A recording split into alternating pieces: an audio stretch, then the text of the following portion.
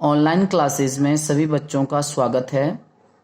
बच्चों, आज 11th class biology में हम आपको पढ़ाते हैं मानव का उत्सर्जन तंत्र।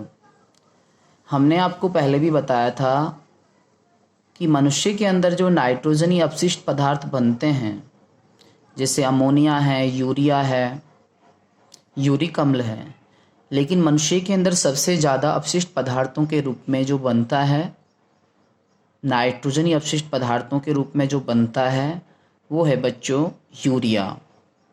अब नाइट्रोजनी अपशिष्ट पदार्थों को शरीर से बाहर निकालने के लिए मानव के अंदर सुविकसित उत्सर्जन तंत्र पाया जाता है। आप डायग्राम में देख रहे हो, ये क्या है बच्चों? मानव का उत्सर्जन तंत्र। अब ध्यान रखना है बच्चों, मानव के उत्सर्जन तंत्र में कौन कौन से भाग होते हैं वो ध्यान रखना है। मानव के उत्सर्जन तंत्र में वृक्क, मूत्र नलिका, मूत्राशय और मूत्रमार्ग, 4 भाग मुख्य रूप से पाए जाते हैं। अब बात करते हैं वृक्क की। एक एक भाग के बारे में हम पढ़ते हैं। तो सबसे पहले हम पढ़ रहे हैं वृक्क के बारे में। मनुष्य में एक जोड़ी वृक्क पाए जाते हैं। याद रखना है बच्चों, एक जोड़ी का मतलब संख्या में कितने वृक्क होते हैं? 2।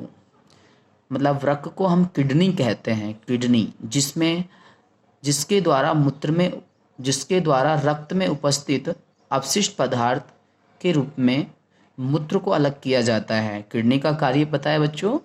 ये हमारे रुधिर में जो अपशिष्ट पदार्थ घुले रहते हैं उनको छानने का कार्य करती है, जो कि एक मूत्र के रूप में बाहर निकलता है। अब बात करनी है वृक्क कहाँ पाए जाते हैं। ध्यान रखना है बच्चों, उदर गुहा में पीठ जो होती है उसकी ओर अमाशय के नीचे जो कशेरुक दंड मतलब रीढ़ की हड्डी होती है उसके दाएं में बाएं भाग में स्थित होते हैं। ध्यान रखना है बच्चों।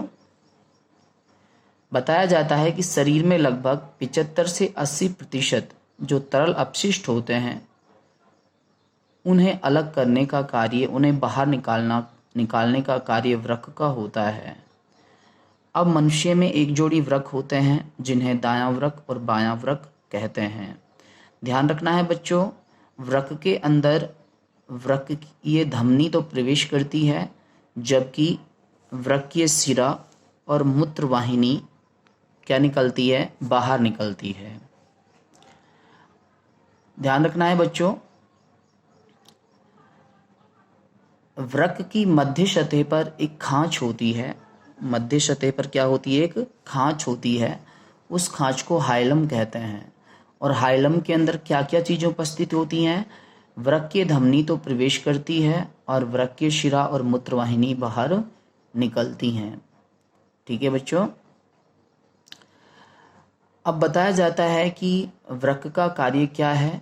शरीर में उपस्थित अपशिष्ट पदार्थों को बाहर निकालना। जो नाइट्रोजन अपशिष्ट पदार्थ होते हैं उनको ये क्या करता है बच्चों? शरीर से बाहर निकालता है, मतलब छानने का कार्य करती है हमारी किडनी जो होती है।